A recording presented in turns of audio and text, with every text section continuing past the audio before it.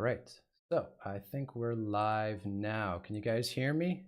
Thumbs up in the chat. Are we good? How do I sound? Hopefully you guys can hear me. I don't want to be talking for 20 minutes before I realize that there's no audio coming out.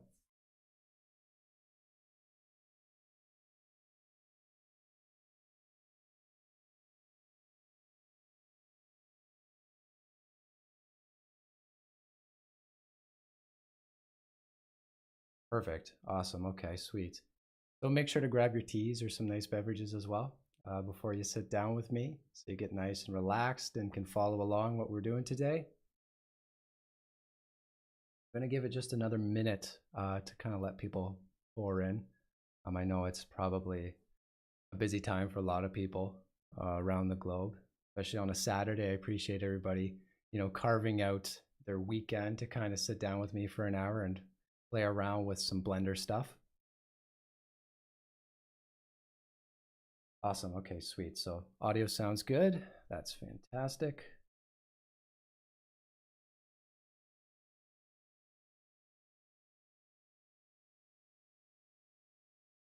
Great. So I think we can get started. So thanks for tuning in and checking out this Saturday live stream. It's my first live stream really ever. I did a little practice one last night, so hopefully things go smoothly, but I'm excited to be here. So what are we looking at today? And who am I? What's going on, right? I feel like there's not been a total blast of like what this live stream is really. But first I want to cover who am I? So my name is Chunk. You probably recognize me if you're familiar with the CG Cookie channel as the guy that was doing the Let's Build It in Blender series.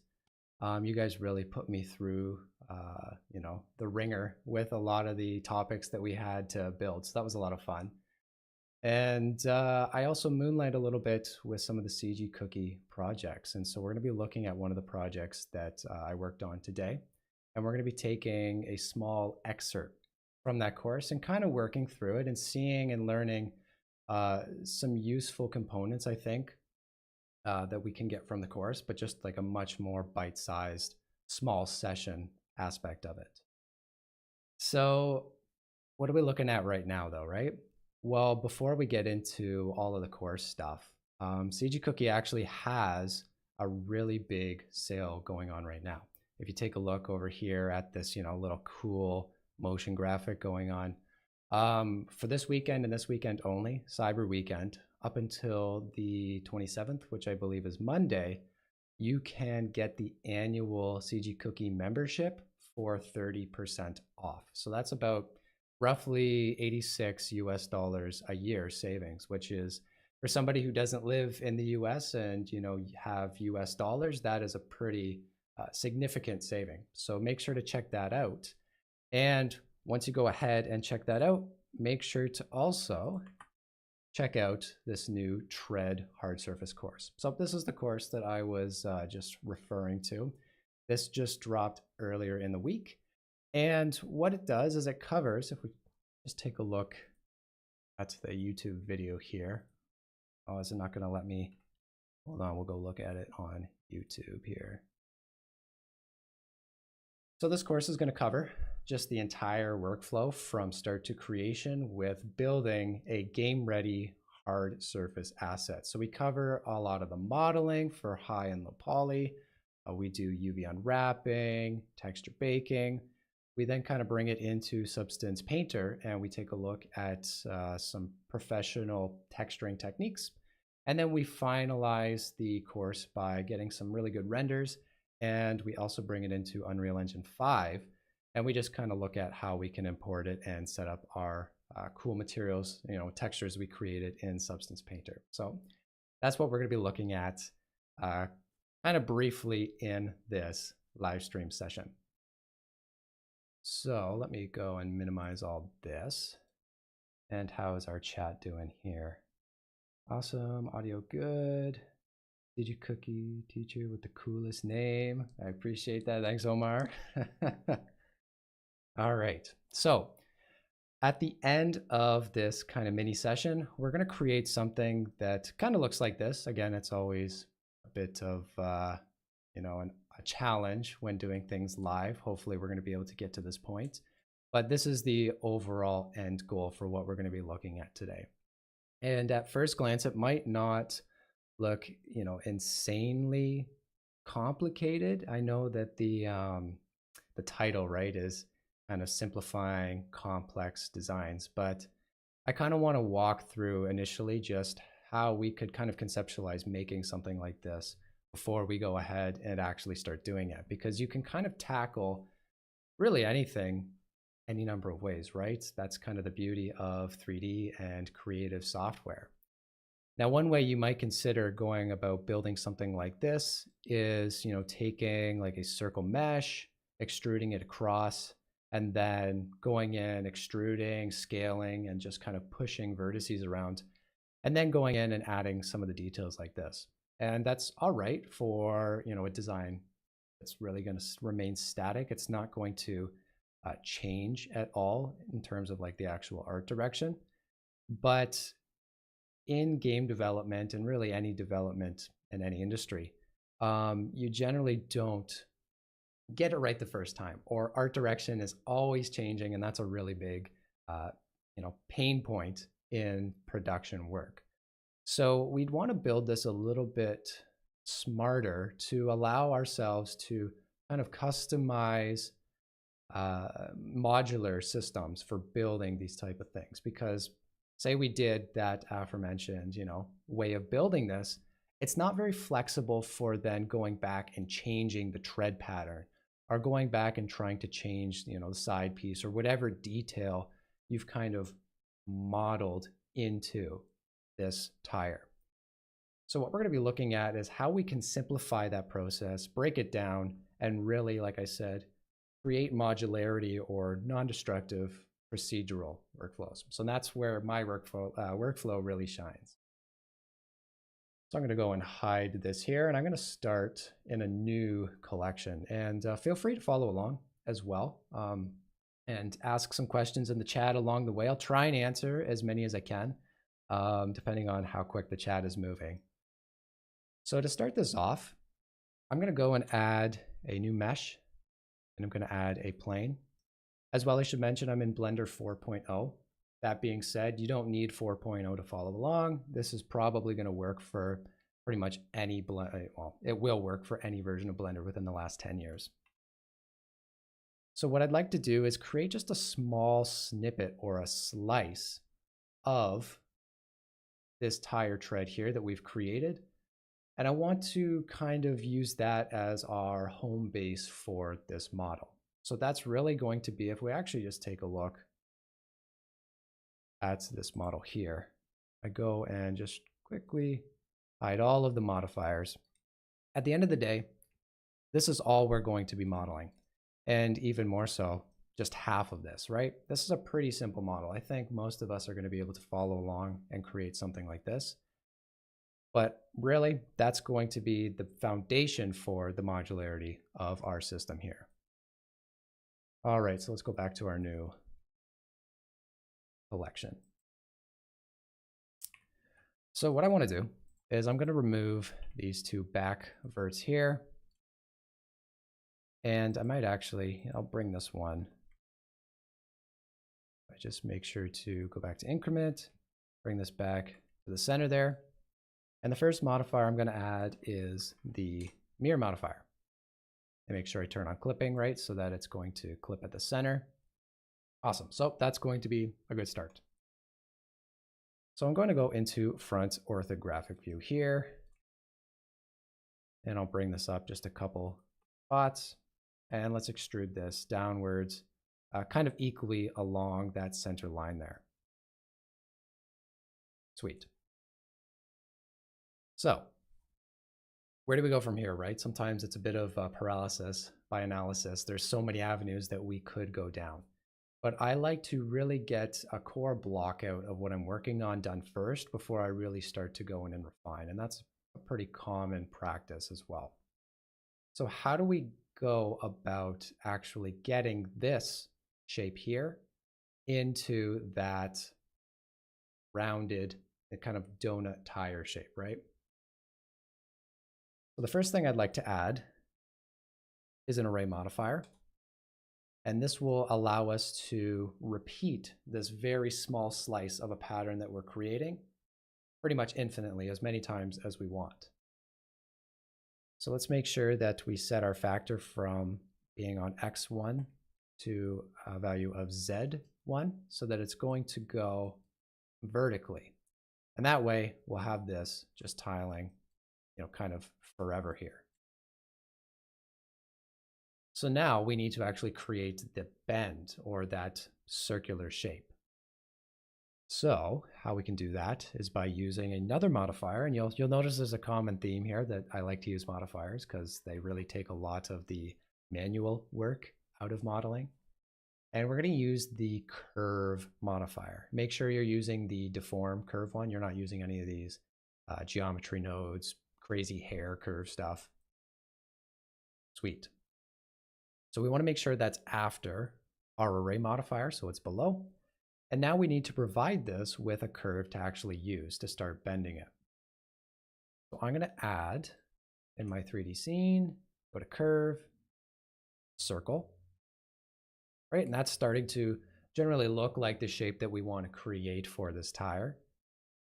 In edit mode, I'm just going to rotate this on the Y 90 degrees. And that's going to give us that correct orientation. And now if we go and select this as our curve, it's not going to do exactly what we want whatsoever, right? It's going to look like it breaks everything. But it's actually a very easy fix. All we have to do is change the deform axis from X, right? It's trying to kind of cast it along the X axis. We want to cast it on the Z, up and down, and have it bend around like that. So let's just change this to Z. And that's going to look a lot better, but it's not going to look good. And this is now where some of that refinement kind of comes into play here. So in edit mode here, I'm going to just enable this little display in edit mode button so that when I'm in edit mode, I can still see it on the curve modifier. And I'm going to scale this down vertically first. And actually, let me take the number of these down just a little bit.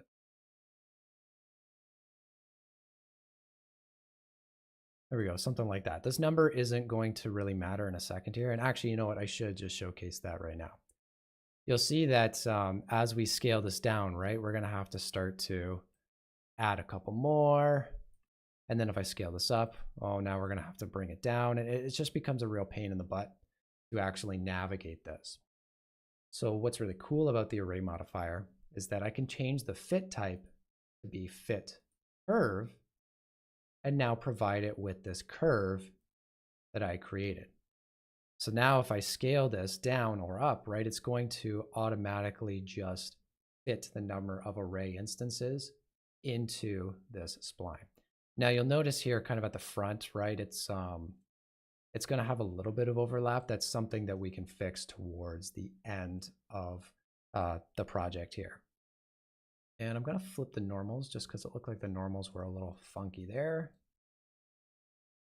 And that's looking pretty good. But you'll notice that it's not sitting and hugging our curve very nicely. And that's because I need to move our object back onto the origin there. That's going to look a lot better. I'm actually going to scale up this circle here, probably like 2 times there, so it's twice the size. And then I'm going to go and just bring the edge of our tire in here. I can go and hide that as a circle. There we go. So it doesn't look like much right now, but what we do have is a pretty non-destructive procedural tire that we can resize. We can change the width of it with relative ease. We can go and change the size of each one of these kind of facets along the direction of the tire. And it's just a couple of very simple and pretty common modifiers that have gotten us to this point. So I just want to show and highlight that it really can be simple to create some of these complex designs. Awesome. So where do we go from here, right? Well, I'd like to go ahead and start to add some of that interior side to the tire that would start to connect with the hub of our overall wheel or tire here. So this might get a little confusing because of the orientation, but the direction I want to go with this is I want to take our outside vertices here, and I'm going to extrude them positively along the Y. And you'll see that as I do that, it's going to now scale that interior side there.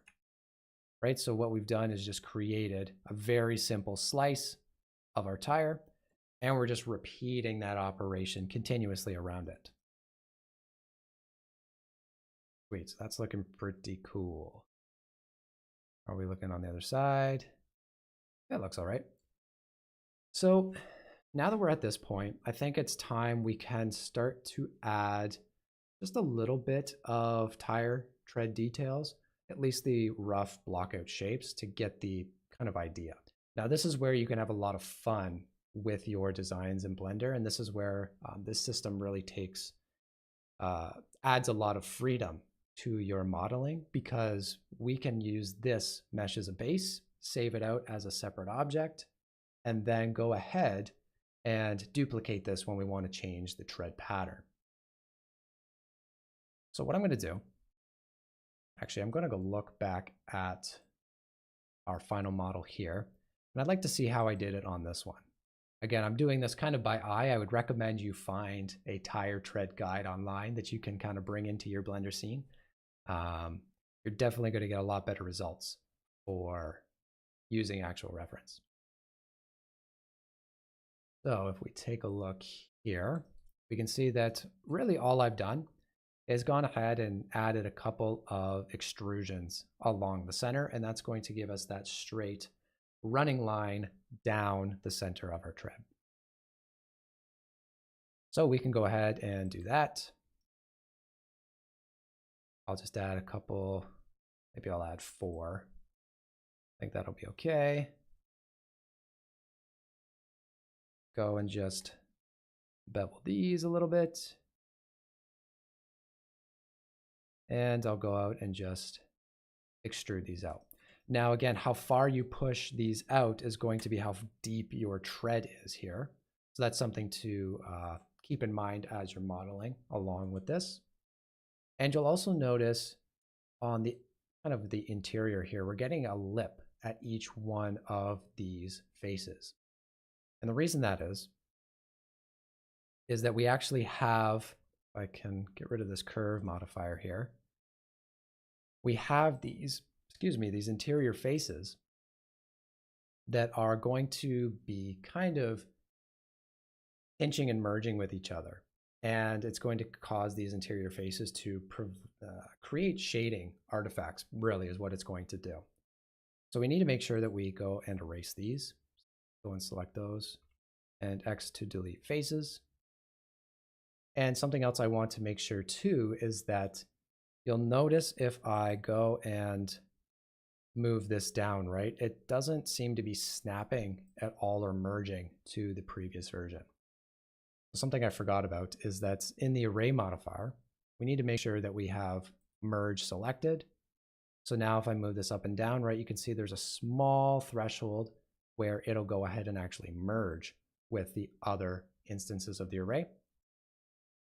And I also need to make sure that first and last copies is selected. So when our first copy and our last copy meet, ideally they will merge together. Now, our luck, it's probably not. I've had very few instances where this is actually the case, and this might just be how I model, but we'll fix that kind of towards the end of this project. So now if we look back, right, we've gotten rid of those chamfers there. It's kind of starting to look a bit like a tire, but we're not quite there yet. So coming back into our model, I want to make sure that we're also going to have an interior, because right now we don't have a central tread running down there. So I'll make sure to snap this to our vertex, just extrude it out and snap it. Again, I want to make sure that I'm getting rid of these top and bottom faces. There you go. And then this is where you kind of go and fine tune things. So I might come back to our array. Let's just move these out a little bit. And I'm going to have it so that the central tread is kind of the thickest, and then we kind of taper off from there. So it's really going to be whatever fits your kind of desired look. But this is the beauty of being able to do it non-destructively and procedurally, is that, you know, really this is not a complicated model. And it allows us to really art direct our models as we continue along, because we're keeping the overall original geometry relatively simple.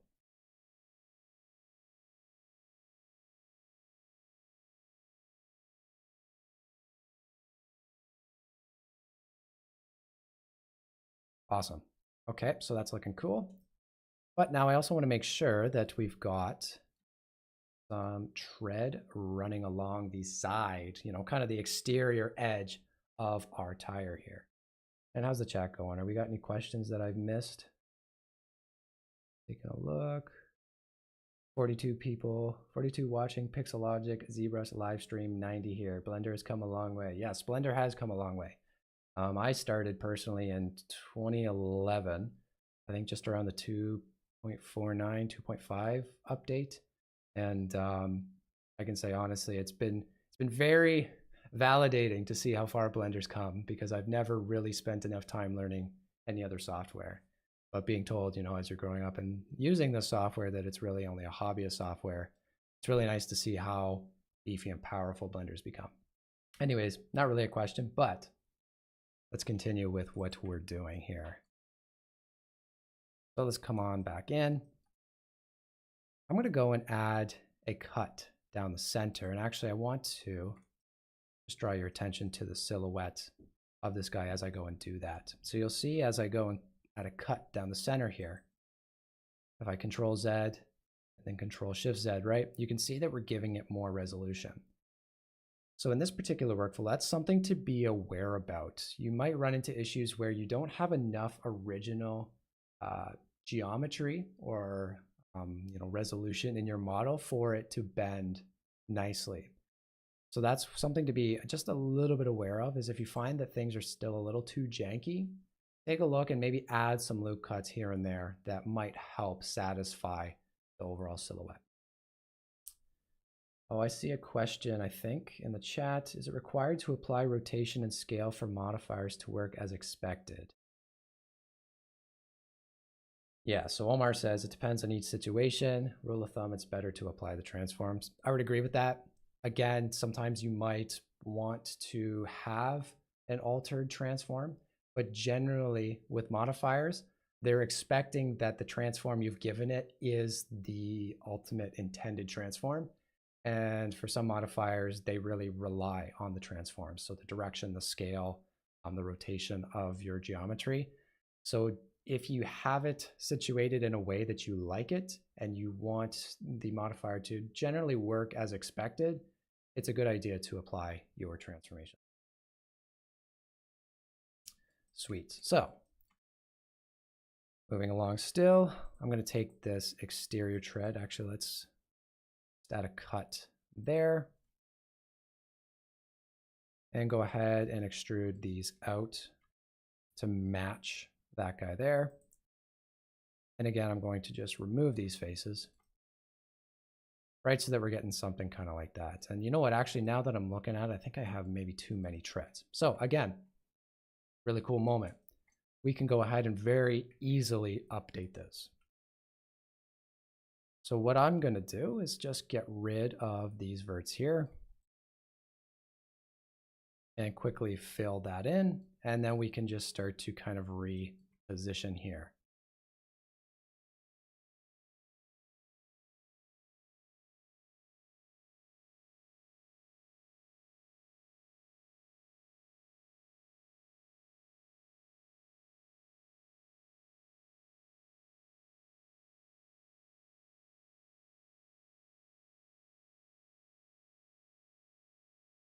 All right, and you can get a little more crazy with your overall design, but that's what we got so far. So It's still looking pretty low poly, but we do have a base to start us off with creating the designs a little bit more, complex wise. Now what I would like to do is go ahead and add a subdivision surface modifier. That's going to be a good start for us to start adding some of that resolution back and making sure that it looks a lot more higher poly. I also want to make sure too that you can see with the subdivision surface modifier, it starts to bend the corners. So what we can do is under this advanced tab, we go down to boundary smooth. We can just say keep corners, and that's just going to keep it nice and flat for us. So the subdivision surface modifier is going to do a lot of the work, but I want to kind of draw your attention to now a little bit more hard surface techniques. And what I'll do with this is I'm just going to quickly have a little bit of a demonstration. So you might be familiar if I add a subdivision surface modifier to this. You might be familiar with the idea of retaining edge loops, and you might have learned this in school or from YouTube channels. I may have at one point been guilty of showing people to do it this way, but we all learn from our mistakes. So if you're still doing this, I would say this is definitely going to be a step up moment for your workflow. So we're familiar probably with the idea of adding these retaining edge loops, right? Trying to just make our model not look so kind of like blobby, right? So that we have a nice high poly surface. It's got that kind of nice beveled edges, and we've still got a lot of polygons to work with to give us those nice smooth norms. Stop doing this. If you can help it, stop doing this. It is not you can do it better ways. And that's what we're going to look at right now. I'm going to get rid of those. And in lieu of those retaining edge loops, what we're going to be doing is adding a bevel modifier. And I want to bring this bevel on top. It always has to be above your subdivision surface modifier. It can't be after for this effect to take place. And you probably already noticed kind of what's happened here is it's beveled our edges and given us a little bit more of those retaining edge loops that we were manually creating. So this is our just plainly beveled model. And here it is with our subdivision surface. So what I like to do, you can kind of do this however you want, but I find that limiting the method by angle is kind of tough because you're just kind of leaving it up to whatever Blender decides is, the angle has met the angle threshold, and it's not as art directable this way. So there is a better way that we can do this, because I would have to go and start to move, angles here, and I don't even know if I'd be able to like move it to a point, right? So like it'd have to be this angle. Well, then I'd have to like increase the angle threshold, but then it does it for everything across the entire model. It's not a great workflow. So instead, what we can do is limit it to weight, and that's going to remove that slider. And I think this is where Blender kind of falls short a little bit in kind of user experience, because you're like, okay, cool, weight. Where do I, how do I, when do I, the 5 whys and all that stuff. How do you actually go and start adding these weights to your model? So if we go into edit mode and I hit N on my keyboard to bring up the side panel, if we go down to, I believe it's edit tool, was it item? It's item. It always confuses me. So you need to have a vertex or an edge selected for this to show up under the item and transform. And you'll see that we have under edge data this bevel weight. So this is where we can actually start to control that bevel weight, hence the name, right?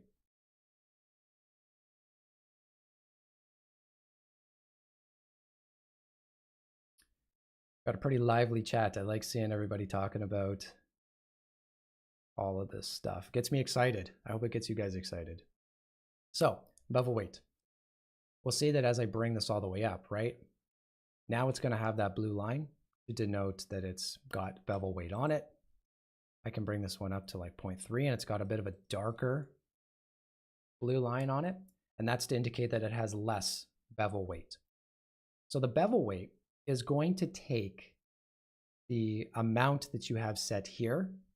And if we increase it to 100, 100 is going to be that amount you set. So anything below the, if I go back and select this, anything below a value of 1 is going to be a lesser amount than what you have set here. So you can think of this value as the absolute most your mesh will bevel. And then you can use this weight to give each one of these edges a different value between 0 and that one. Now I find that 0.1 is a little too far. I'm going to do, something like 0.01 or actually 0.001.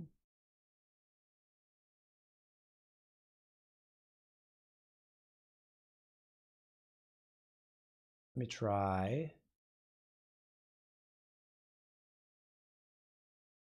Do this instead. I'll set it to width percentage. There we go. And actually I'll bring the segments up. That's what I needed to bring the segments up, but also percent works as well. So we can do like 4%.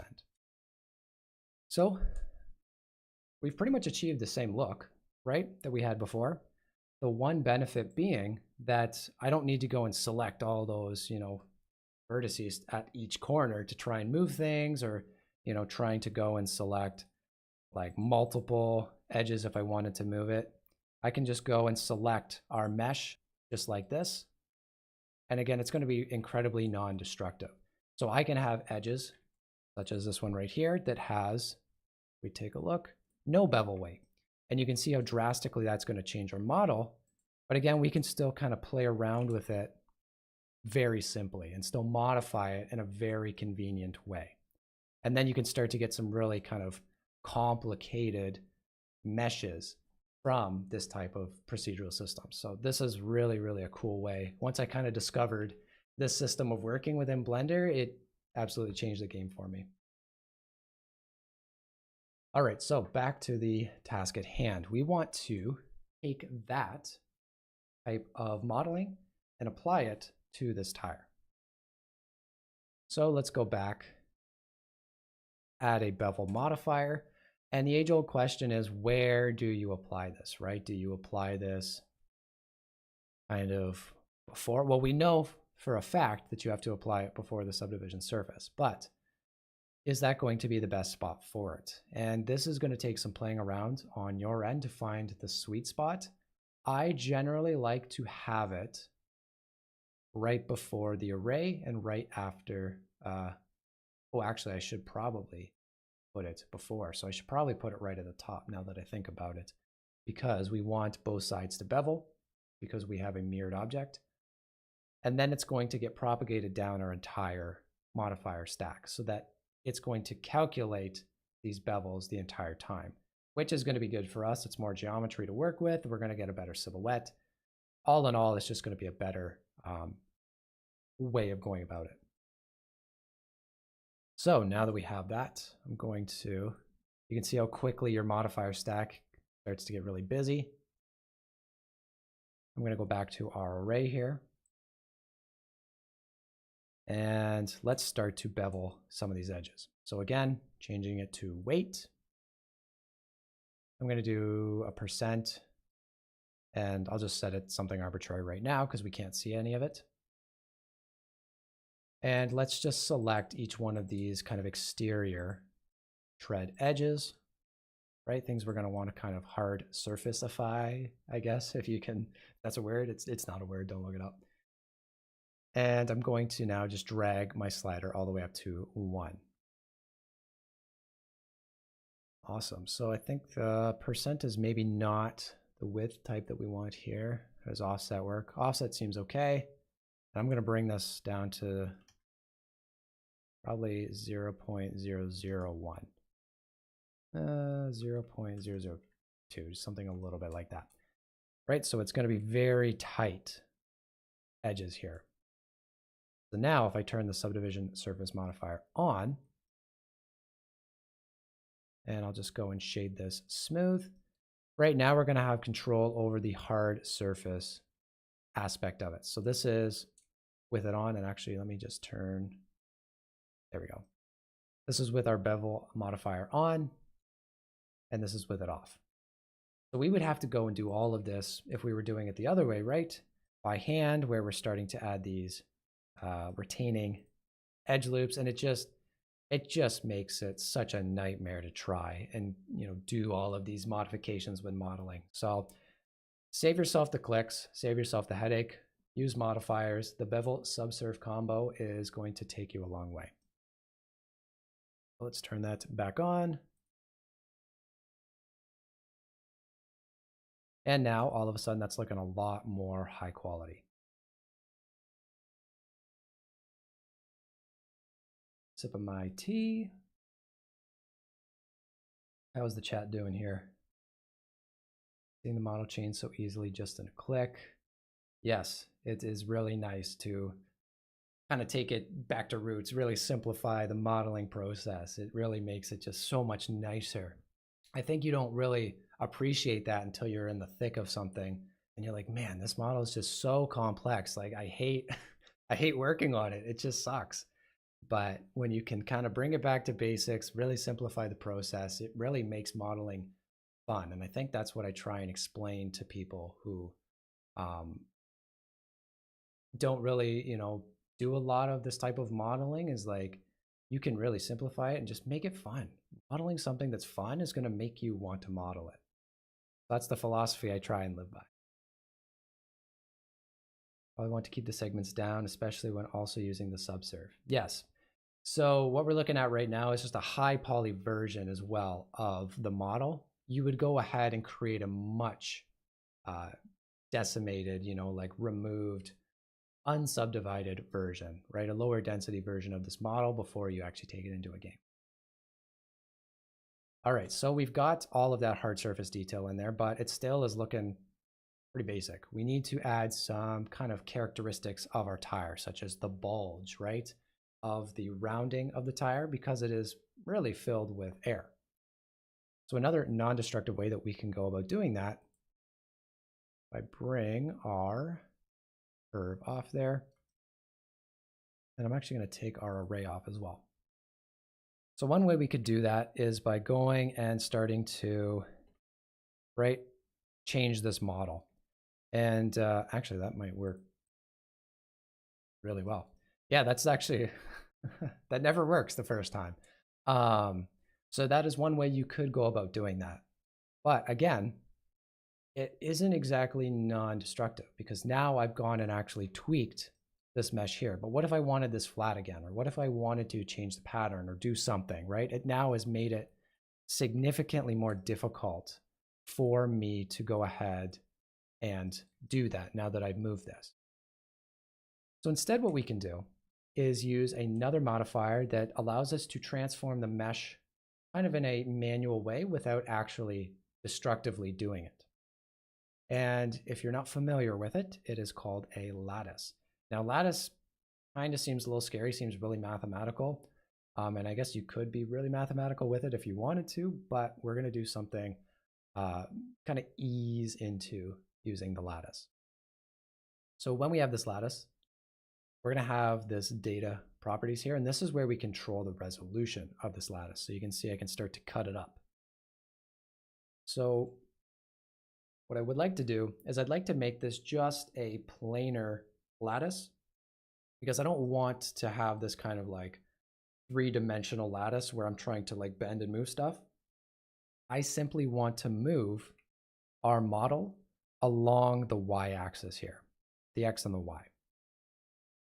So with the u, v, and w, this is directly corresponding to x, y, and z positions. It's just u, v, w for sake of extra naming convention to maybe not confuse you with certain things. I don't know why they name it u, v, w. I think it could be x, y, z, but some mathematician somewhere can probably tell me why I'm super wrong on that. So I'm going to bring the w value or the z value down to 1. So now I'm only operating really in the x and the y planar surface. I'm going to bring this up over top of our little curve, or our tread slice here. And again, I'm doing all of this in object mode. It's important you do this in object mode. You don't start moving this in edit mode, and we'll see why in a second. So I'll make sure that this is scaled pretty close to the silhouette of this. Again, you don't have to be super precise with it. The lattice is very forgiving. And now what I'm going to do is take our X cuts up to something like 7. I want to make sure I've got one of these lines running down the center. And I'll set this to 3 so that we have kind of an interior slice like that.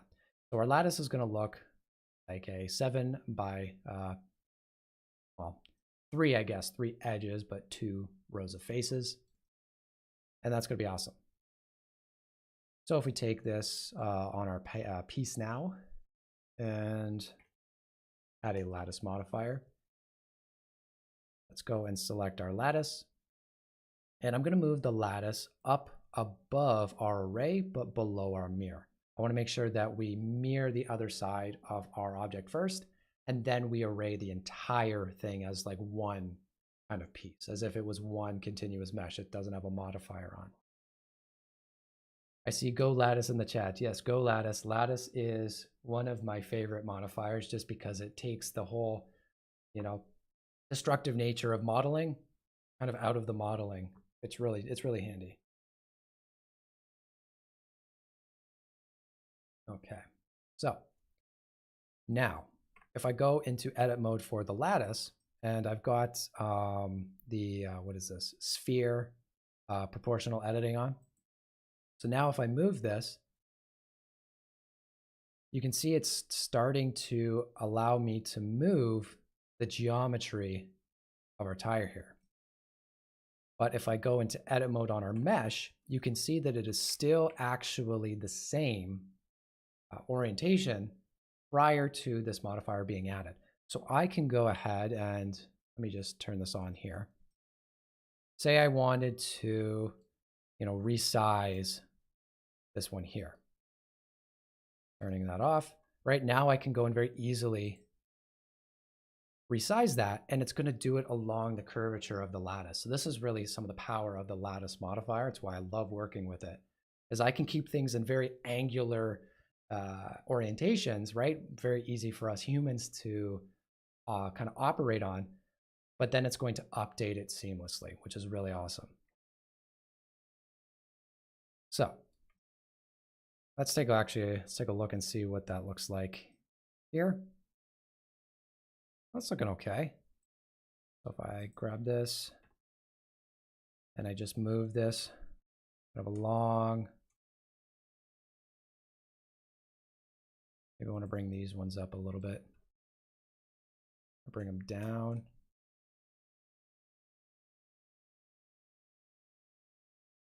That might be too much.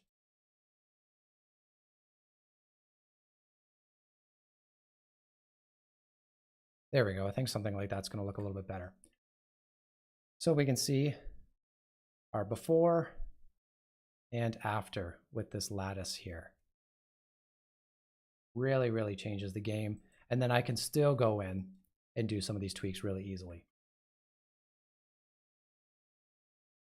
So now that we're at this point, it is starting to resemble a tire a little bit more. Hopefully I've alleviated any concerns that we had prior to getting to this point in the project. But now I want to pay some attention to the sides here. They're looking pretty straight.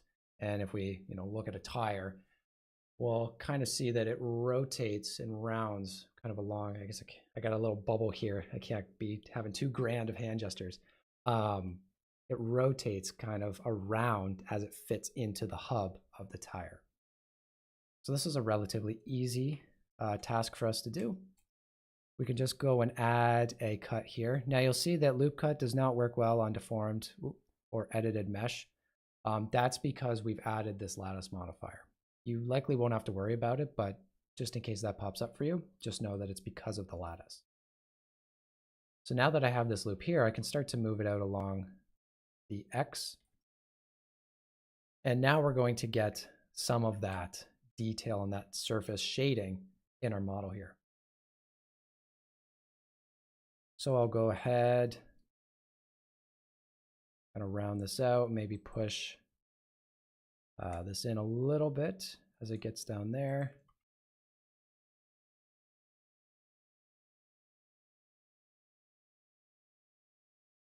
and then maybe have something like that. Now that we're getting some kind of nice rounded surface, I don't really like the lip on this though. So if I come back and I take just this exterior edge here, and I just push that in a little bit on the X, maybe push it down on the Y as well. Oh, actually, no, I'll leave it like that. Actually, I think that really helped with that kind of fall off as well, kind of on the bulge of the tire.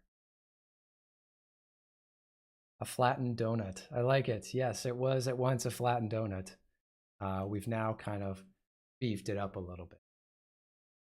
Cool. So this is really going to be kind of the last final steps of our tire here. The last thing I want to do is we can do a little bit more detail on the sides here. And this is something as well that I do show in the course in our bonus chapter, where we actually learn how to create a second tire outside of the original tire that we create. And what we can do is also go select this here. I'm going to hit Control B to just kind of bevel that, and then hit E to extrude that in. Now, again, we want to get rid of these interior faces, and the reason that we're getting those, if we take a look, is because we have faces here. So the array modifier is stacking these faces on top of each other. If I go and remove these faces, right, all of a sudden now we've got some really cool side detail on our tire as well. And we can go and maybe I'll just move these a little bit closer. And maybe I'll go, let's do a little bit of an edge slide. I'm trying to do this so that we can see both of the models here in our view. And just move that a little bit closer to the surface so that you get kind of that racing stripe or something. And then, again, the fun doesn't stop there, right? If we want to have a little bit of a sharper, kind of fall off, or like sharper edges, I should say, we can go and select, whatever number of edges we want, come back up to our mean bevel weight. And now we've got some nice sharp edges on the side there. And heck, I mean, we could even go and do something like this, where we've got a bit of an extrusion instead on our tire, instead of, something kind of like that. Really, it's up to you now at this point, whatever you want to do with your tire, because you have the system already set up to facilitate that, tweaking and art direction. And again, if we take a look, all we've really done is created this very, very simple model. All right, so now I did promise at the end of the project that what I would go and do, let me just go and, yeah, I did promise that we would go and clean this up just a little bit. So what we can do is I'm going to add a merge. Oh, no, that's not what I want. Weld, sorry, it's called Weld. And that's going to be at the very end. So this is going to weld vertices that are so close to each other, just kind of create one vertex out of them. So that we're going to try and weld this line together. Okay, so what I'm going to do is I'm going to select our model, and I'm going to scale it in on the Z axis here, just to try and, is that going to work for me? Doesn't look like it. Okay, so instead what we're going to do, I'm going to go and now duplicate this just in case I really mess up. But I'm going to start to apply all of these, because now, say in the production, I'm at a point where I'm happy with this tire model. Doesn't really matter to me. Actually, no. See, and this is good. This is a good reason why I saved it back up.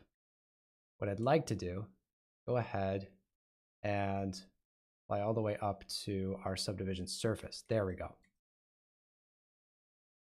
And I actually, now I'm thinking we're not even going to need that weld. Because what I can do just bring this down like that, down like that, and actually change my mind again. We will go ahead and merge those. So now if we take a look, that's going to go ahead and merge those there. So that is going to be simplifying hard surface designs and, hard surface complex designs as well, and just setting up a procedural system for really any type of blending and modeling that you're going to be doing. I generally try and exercise as many modifiers into my workflow as possible, as we can see from this model here, right? We've got a lot of modifiers doing a lot of the work. And if there's anything anybody has learned about me over my time on YouTube, is that I'm a pretty lazy dev. I like to make the software do as much as possible for me as I can. So I'm open to any questions that people have. I know that was a lot to cover. For the next couple minutes, I'm going to be reading through the chat and just kind of seeing what people are thinking about this. Did people enjoy this? Is this a type of format that people like? Maybe we can take a look at trying to do some of this more often down the line, with any type of cool modeling stuff that we've been doing, either through my work or with CG Cookie. I'm really open and receptive to hearing what you guys think about this.